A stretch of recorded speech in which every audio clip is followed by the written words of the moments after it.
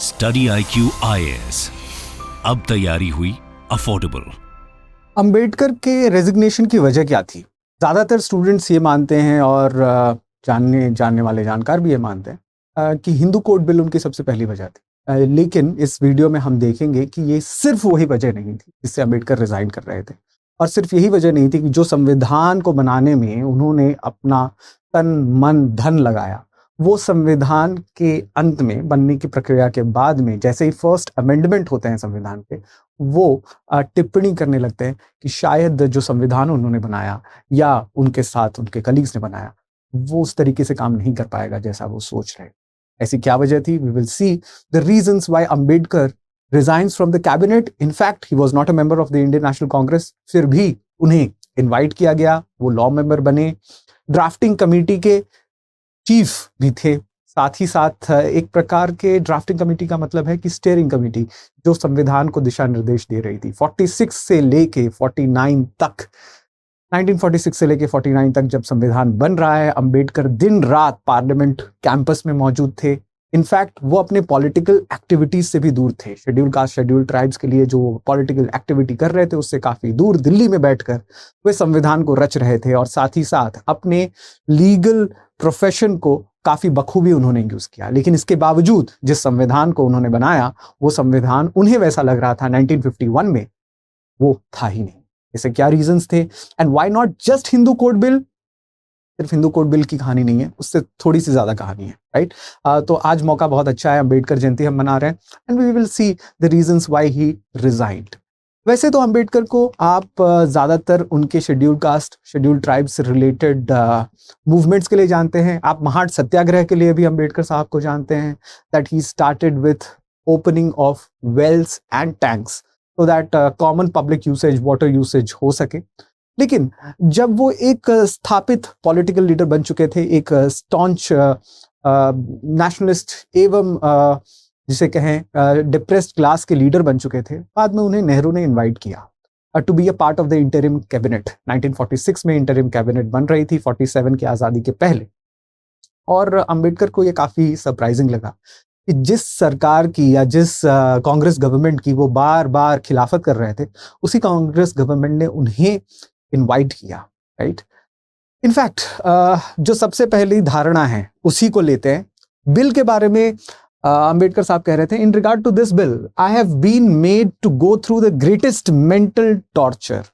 ये अंबेडकर साहब कह रहे हैं अपने रेजिग्नेशन स्पीच में। उन्होंने रेजिग्नेशन देते वक्त स्पीच लिखा और उसी स्पीच के बेसिस पे हम आपके सामने ये प्रेजेंटेशन ला रहे हैं। तो वो कह रहे हैं कि ये ग्रेटेस्ट मेंटल टॉर्चर था ये बिल।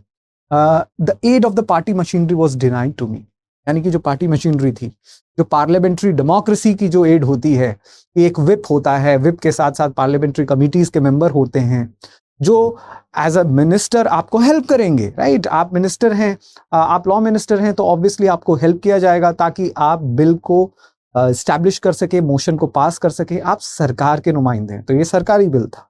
लेकिन अंबेडकर साहब कह रहे हैं कि मुझे टॉर्चर मिला इस बिल को पास करवाने में, और पासी के साथ में at the end of the day हम देखेंगे बहुत लोगों को ये लगता है कि this bill was only introduced in 1951। That is not so. Hindu code bill की कहानी जो है देश की आजादी से ही चल रही है। फ्रॉम 47 ऑनवर्ड्स बिल जो है वो पार्लियामेंट में मौजूद था। We will see how. But इससे पहले हम देखते हैं कि अंबेडकर साहब और से कौन सी वजह बता रहे हैं जिसकी वजह से उन्होंने रेजिग्नेशन दिया। सबसे पहला वजह पोर्टफोलियो डिस्ट्रीब्यूशन को लेकर था। अंबेडकर साहब कह रहे थे कि जिस तरीके से पोर्टफोलियोज बांटे गए थे, जिस तरीके से मिनिस्टरशिप्स बांटी गई थी, मेरे साथ काफी अन्याय हुआ, नंबर 1।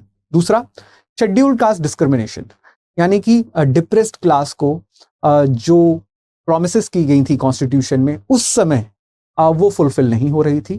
तीसरा, फॉरेन पॉलिसी। काफी कम लोग जानते हैं कि नेहरू के फॉरेन पॉलिसी को सबसे ज्यादा क्रिटिसाइज करने वाले अगर सरकार में ही कोई व्यक्ति थे other than Shyama Prasad Mukherjee, then that was Baba Saheb Ambedkar. वो पर्टिकुलरली जम्मू कश्मीर के हैंडलिंग को लेकर नेहरू के खिलाफ काफी क्रिटिसाइजिंग मोड में थे। और लास्टली हिंदू कोड बिल तो है ही। पहले इन तीनों चीजों को देखेंगे और हिंदू कोड बिल भी देखेंगे। आप देख रहे हैं तस्वीर ऑफ द फर्स्ट कैबिनेट। आप देख सकते हैं किस तरह बाबा साहब अम्बेडकर यहाँ पर हैं ऑन द एक्सट्रीम राइट, आपकी तरफ से लेफ्ट, बट यहाँ से you can see right. So Baba Saheb Ambedkar is the person who is complaining about portfolios. Let us see why. Number one, सबसे पहले बाबा साहब अम्बेडकर कहते हैं कि देखिए मुझे तो नेहरू जी के रिक्वेस्ट पे लाया गया और मैं काफी सरप्राइज था, बिकॉज 1932 से ही, जब से पूना पैक्ट लागू हुआ, यानी कि जब से गांधी जी ने एक प्रकार से अंबेडकर को मनाया भी, और अंबेडकर इसे मनाना नहीं कहते, अंबेडकर इसे ब्लैकमेल कहते हैं, कि किस तरीके से सेपरेट इलेक्टोरेट को हटाकर रिजर्व्ड सीट्स दी गई दलितों को, राइट। 148 रिजर्व्ड सीट्स दलितों को दी जा रही है। गांधी जी का मानना था कि सेपरेट इलेक्टोरेट नहीं दी जाएगी, रिजर्व सीट्स दी जाएगी, and that was under the McDonald, Ramsay McDonald award. But उसके बाद से 1932 के बाद से अंबेडकर कांग्रेस के खिलाफ और कांग्रेस के लीडर्स के खिलाफ काफी प्रखर हो जाते हैं, and that include Jawaharlal Nehru. But जब 1946 में इंटरिम गवर्नमेंट बनाने की बात आई, जब लॉर्ड माउंटबेटन ने कहा कि 47 में आज़ादी मिलनी है और उसके तहत वाइसरॉय के अंडर एक इंटरिम गवर्नमेंट काम करे जो आज़ादी के बाद भी कंटिन्यू रहेगी, और इलेक्शंस के बाद एक नई सरकार आएगी, so we need a continuity government. उस समय इंटरिम गवर्नमेंट बनाने की प्रक्रिया में नेहरू जी ने अंबेडकर साहब को इनवाइट किया, and Ambedkar finds it's very surprising. उन्हें ये बिल्कुल भी भरोसा नहीं था कि उन्हें सरकार में शामिल किया जाएगा, लेकिन जवाहरलाल नेहरू से करते हैं। नाउ अंबेडकर सेज दैट उन्होंने ये असाइनमेंट तो जरूर एक्सेप्ट किया, बट साथ ही साथ नेहरू जी को ये भी कहा कि आप मुझे लॉ मिनिस्ट्री के अलावा और भी दूसरी मिनिस्ट्रीज दे सकते हैं, क्योंकि मैंने दूसरी कैपेसिटीज में भी काम किया है। ज़्यादातर लोगों को ये बात नहीं पता है, but this is what we have to say, that हम आपके लिए इंटरेस्टिंग फैक्ट्स ढूंढ कर लाते हैं, so that you can fizzle your knowledge as well as use it in your mains or prelims answers. तो अंबेडकर साहब कह रहे थे कि उन्होंने नेहरू जी से रिक्वेस्ट किया कि आप मुझे लॉ मिनिस्ट्री के अलावा और भी दूसरे मिनिस्ट्रीज दे सकते हैं। नेहरू जी ने इस पर हामी भी भरी, लेकिन बाद में उन्हें वो मिनिस्ट्री नहीं मिलती है। मिनिस्ट्री तो छोड़िए, अंबेडकर साहब ये भी कहते हैं अपनी रेजिग्नेशन स्पीच में कि उन्हें कमिटीज का मेंबर भी नहीं बनाया गया। कैबिनेट कमिटीज हुआ करती थी। Ambedkar used to say that Nehru government works on committees, वो कमिटीज के थ्रू काम करती है। कि फॉरेन मिनिस्ट्री जो है फॉरेन अफेयर्स सिर्फ नहीं देखती थी, पूरे के पूरे cabinet committee on foreign affairs foreign ministry को देखती थी, या डिफेंस मिनिस्ट्री ही डिफेंस को नहीं देखती थी। कमिटी ऑन डिफेंस अफेयर्स जो है वो पूरे के पूरे डिफेंस मिनिस्ट्री को देखती थी। तो बतौर लॉ मिनिस्टर ये बड़ा ही सरप्राइजिंग था कि वो लॉ मिनिस्टर तो थे अंबेडकर साहब, लेकिन उन्हें ना डिफेंस कमिटी में रखा गया, ना ही फॉरेन अफेयर्स कमिटी में रखा गया, ना ही किसी डोमेस्टिक अफेयर्स कमिटी में रखा गया, यानी कि होम मिनिस्ट्री की कमिटी में भी नहीं रखा गया। और इस बात से वो काफी खफा थे। He was not even considered to be a part of any ministry. In fact, ये भी कहा जाता था, अंबेडकर साहब ने अपनी स्पीच में कहा है कि जब कोई मिनिस्टर विदेश यात्रा पर जाते थे, कि मान लीजिए अगर जवाहरलाल नेहरू विदेश यात्रा पर गए तो गुलजारी लाल नंदा बतौर डेप्यूटी प्राइम मिनिस्टर काम करते थे। तो उनका कहना था कि अगर मान लीजिए होम मिनिस्टर विदेश यात्रा पर गए या डिफेंस मिनिस्टर विदेश यात्रा पर गए तो दूसरे मिनिस्टर्स को उनका पदभार दिया जाता था। इस सिचुएशन में भी अंबेडकर साहब को किसी भी मिनिस्ट्री का पदभार नहीं दिया गया।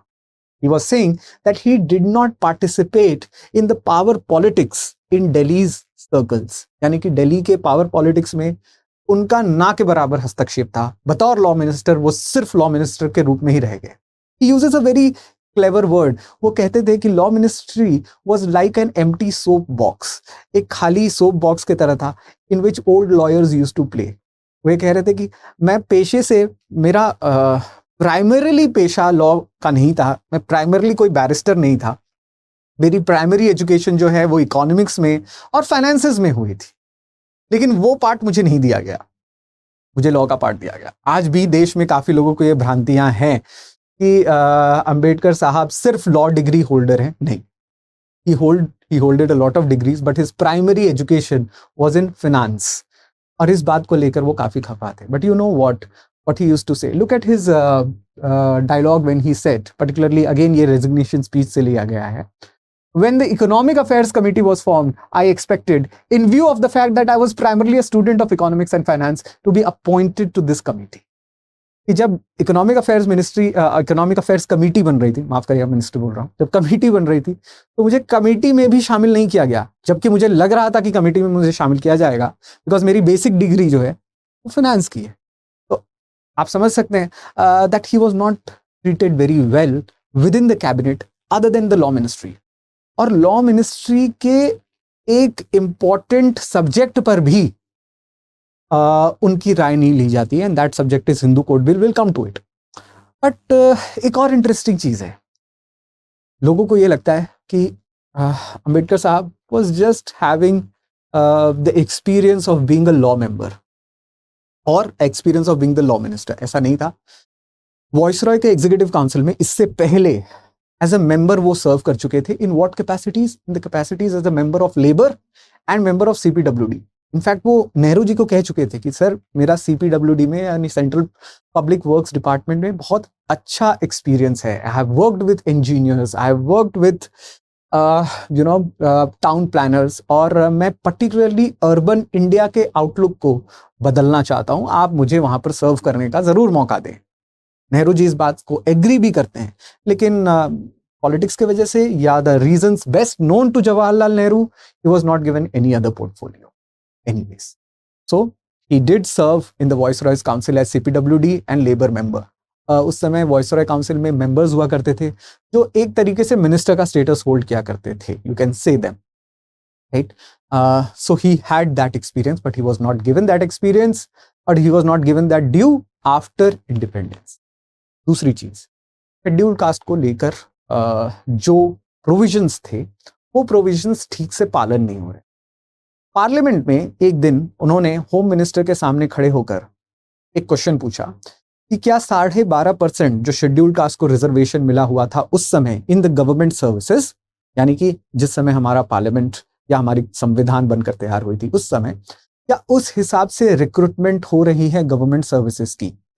होम मिनिस्टर ने तुरंत उठकर ये जवाब दिया था कि बिल्कुल, इसमें कोई दो राय नहीं है कि शेड्यूल्ड कास्ट की 12.5% के हिसाब से रिक्रूटमेंट गवर्नमेंट सर्विसेज में हो रही है.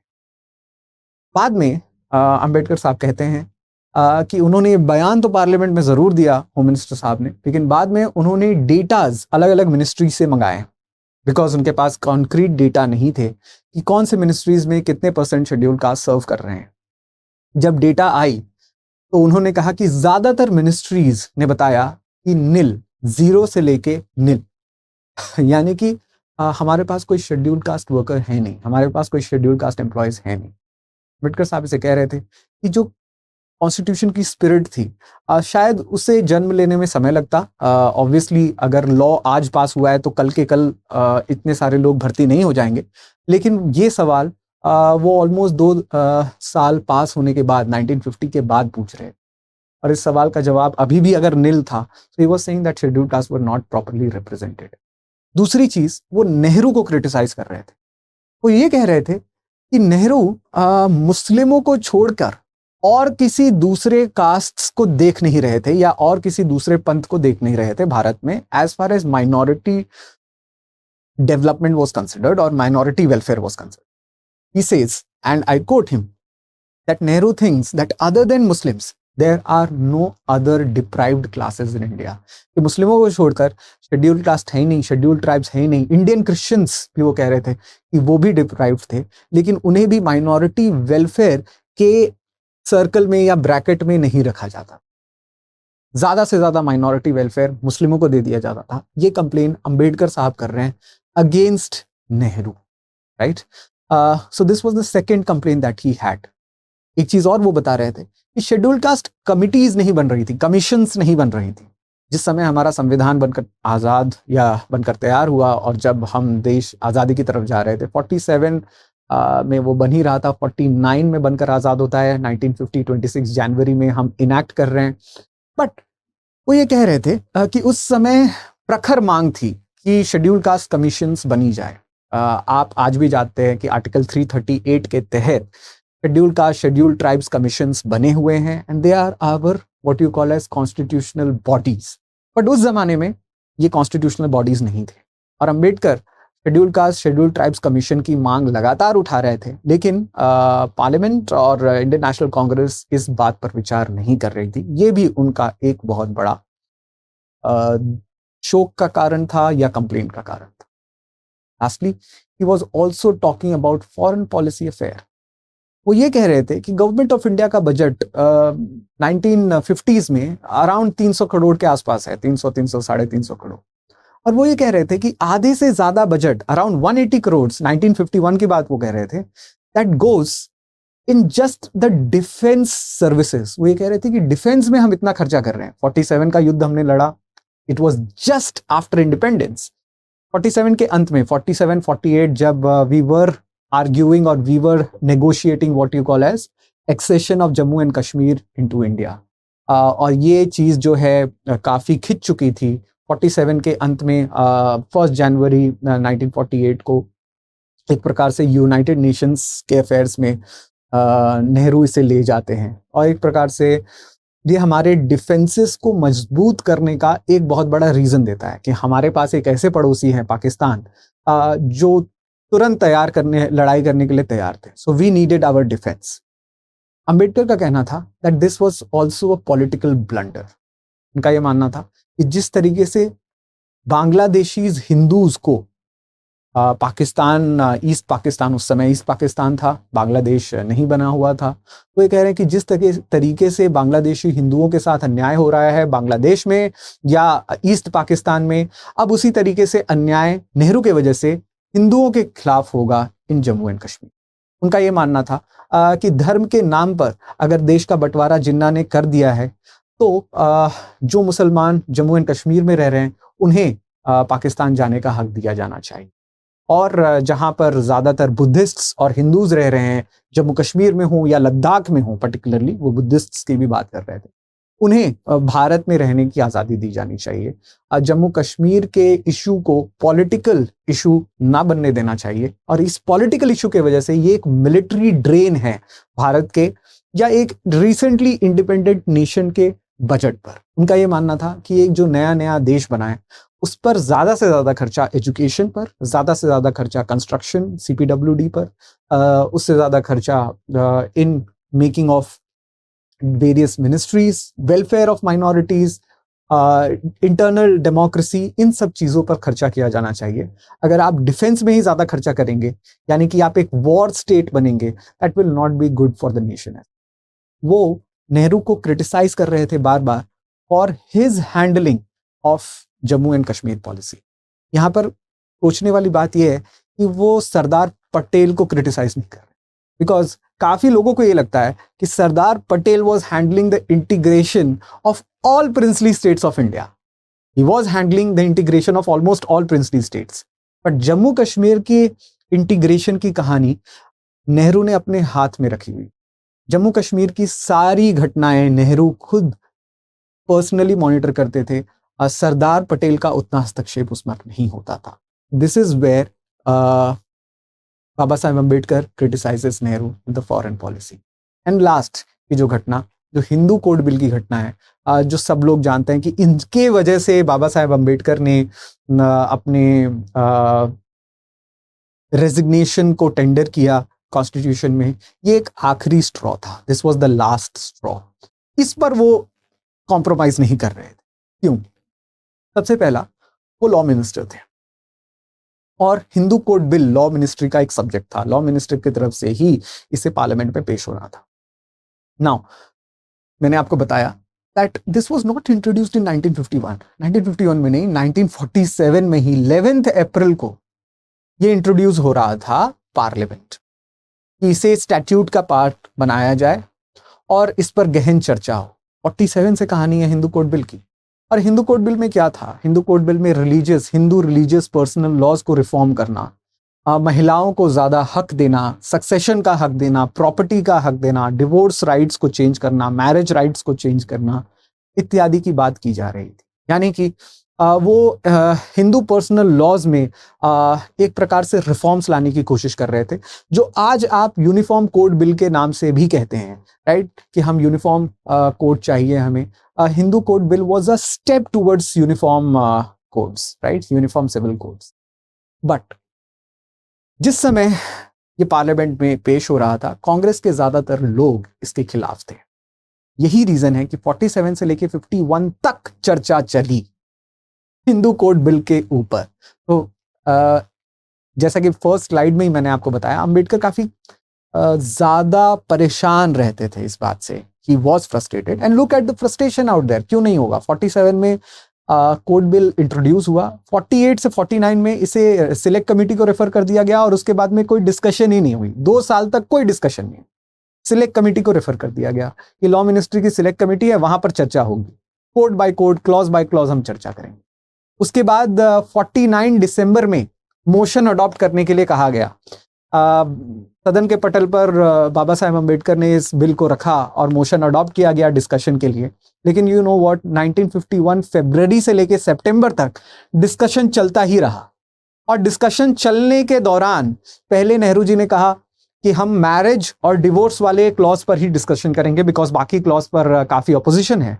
और उसके बाद में पूरा का पूरा हिंदू कोड बिल को ही ड्रॉप कर दिया गया। ये कहा गया कि अब हम इसे पास नहीं करेंगे, ये आगे के आने वाली सरकार का काम होगा। That is why he says that I'm frustrated.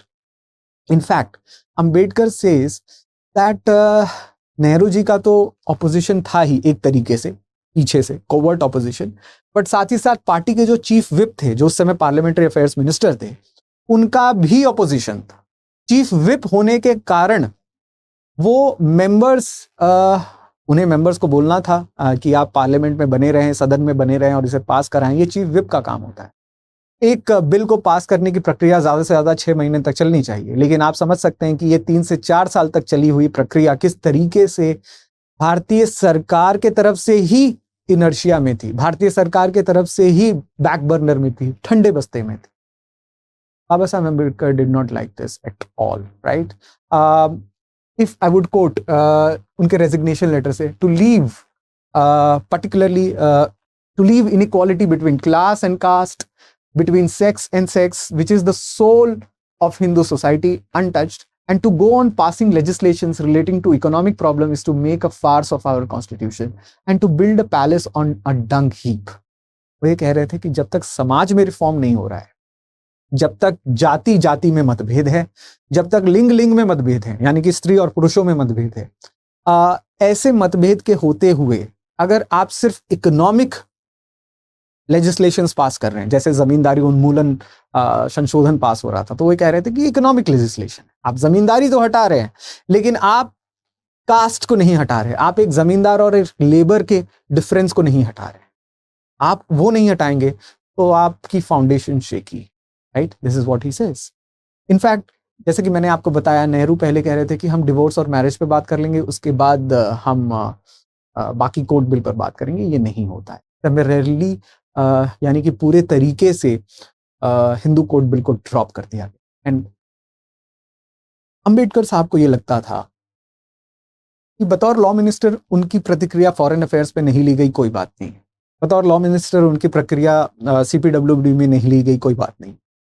लेकिन बतौर law minister Hindu code bill उनका सब्जेक्ट था और उनसे बिना पूछे हिंदू कोड बिल को ड्रॉप कर दिया जाना या हिंदू कोड बिल को सैबोटेज किया जाना पार्लियामेंट में, यानी कि उसे पास ना किया जाना, और अगर सरकार की मंशा यही थी तो उन्हें क्यों सामने खड़ा किया गया, एक मुखौटा क्यों बनाया गया कि हिंदू सोसाइटी के रिफॉर्म्स के लिए बाबा साहेब अम्बेडकर एक बिल ला रहे हैं और वो बिल उन्हीं की सरकार खत्म कर रही थी, उन्हीं की सरकार उन्हें हरा रही थी। इन सब चीजों से शुद्ध होकर बाबा साहब अम्बेडकर एक प्रकार से रिजाइन करते हैं और साथ ही साथ ये भी कहते हैं कि जो चीज हमने कॉन्स्टिट्यूशन या संविधान में लिखी, शायद उसे कार्यवाहित करना, इंप्लीमेंट करना एक ज्यादा बड़ा चैलेंज है जितना सिर्फ लिख देने का। So all of these reasons coming together was the reason why he resigned, and not just Hindu Code Bill। और इसमें फॉरेन अफेयर्स भी थे, इसमें डोमेस्टिक अफेयर्स भी थे, इसमें उनके पोर्टफोलियो डिस्ट्रीब्यूशन से जुड़ी हुई कंप्लेंट्स भी थी कि किस तरीके से वो अपने आप को और लायक मानते थे लेकिन उन्हें और दूसरे पोर्टफोलियोज में जाने का मौका नहीं दिया गया। और अंत में Hindu code bill was an uncompromising aspect for him. उन्हें लगता था कि जिस चीज के लिए वो इतने सालों से स्ट्रगल करते आए, रिफॉर्म्स के लिए स्ट्रगल करते आए, वो रिफॉर्म्स का भागी उन्हें नहीं बनने दिया गया। अंत में वे इंडियन कैबिनेट से रिज़ाइन करते हैं, द फर्स्ट इंडियन कैबिनेट से रिज़ाइन करते हैं और अपनी independent parties, Indian labour parties जो है वो लॉन्च करते हैं।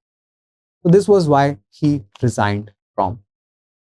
आई होप आपको ये प्रेजेंटेशन अच्छा लगा होगा। टेलीग्राम के थ्रू आप मेरे साथ जुड़ सकते हैं। You can ask questions related to this particular topic as well as any other topic which you want me to address in time capsule. Time capsule में हम हिस्ट्री से जुड़ी हुई चीज़ों के बारे में बात करते हैं। इससे अलावा अन्य क्वेश्चंस भी होंगे आपके, पर्टिकुलरली कि आपको प्रीलिम्स की तैयारी कैसे करनी है, मेंस की तैयारी कैसे करनी है, आगे हमारे साथ कैसे जुड़ना है। मैंने आपको सीरीज के स्टार्ट में ही बताया that we have what you call as a very important schedule, a very important course called as P2I batches, that is prelims to interview batch। यानी कि प्रीलिम से लेके इंटरव्यू तक की तैयारी आप हमारे साथ करते हैं, राइट। और इसकी जो सबसे अच्छी चीज है, जो सबसे बढ़िया चीज है, वो है मेंस रेसिडेंशियल प्रोग्राम। यानी कि जैसे ही आप प्रीलिम्स पार करते हैं, मेंस की तैयारी आप हमारे साथ आकर दिल्ली कैंपस में करेंगे एट नो एडेड कॉस्ट। कोई भी एडेड कॉस्ट नहीं होगा। Just you have to use ash live, the code ash live. आप जैसे ही कोड इस्तेमाल करेंगे आपको हेफ्टी डिस्काउंट मिलेगा, around 30,000 you will be able to join the courses. If you don't use the code आप डिस्काउंट नहीं पाएंगे, so don't do that. But the best thing is कि हम आपको क्वालिटी और अफोर्डेबिलिटी दोनों ला कर दे रहे हैं। आपको रहने, मेंस की तैयारी में रहने का, यहाँ पर आने के कोई भी एडिशनल खर्चे नहीं लगेंगे। You will be able to join the whole soul preparation of study IQ team on an offline mode. ऐसा और कहीं best in class available package नहीं मिलता है आपको, सो दैट आप पूरे साल, almost this is the third batch of prelims to interview session, और ऐसे सिचुएशंस या ऐसे पैकेजेस आपको और कहीं नहीं मिलेंगे, बिकॉज ये हाइब्रिड मोड है। हम आपके साथ ऑनलाइन में तो ज़रूर डील करेंगे, क्लासेस होंगी, मेंटरशिप्स मिलेंगे, 1-to-1 मेंटर्स होंगे आपके, right. Answer writings and after the class question writings, mains के प्रीलिम्स के दोनों। लेकिन इसके साथ साथ जो सबसे ज़रूरी चीज़ होती है, बिकॉज आपकी मार्क्स जो हैं, आपके फाइनल मेंस लिस्ट जो आती है, या आप जब फाइनली रैंक पाते हैं, वो प्रीलिम्स के मार्क्स से नहीं, मेंस के मार्क्स से। हम जानते हैं कि मेंस कितना ज़रूरी है आपके। We want to cultivate rankers, we want to make sure कि आप हमारे यहाँ से रैंक लेकर जाएं जैसे ही आपका प्रीलिम्स में नाम आया हो, राइट। जैसे ही आपका नाम आ रहा है, वी मेक श्योर कि आपकी सीट कोई वेस्ट न जाए, आपका अटेम्प्ट कोई वेस्ट न जाए। आपके रैंक नीचे ऊपर हो सकते हैं, but we want to make sure that we will see your name in the mains list. If you are confident for that, join our courses. This is the third batch of prelims to interview section. Go to Study IQ's website. Look out for this batch. Use the code ASHLIVE. जैसे ही आप code use करेंगे, coupon codes, you will be given discount. Enroll it, use it, start your preparations right away. If you have any more doubts, you can connect with me on the Telegram channel, जो मैंने यहाँ पर दिया हुआ है. You can ask any questions out there. I'll be more than happy to guide you. I'll be more than happy to prepare with you for your civil services exam. Thank you for watching it. Study IQ IAS, अब तैयारी हुई affordable.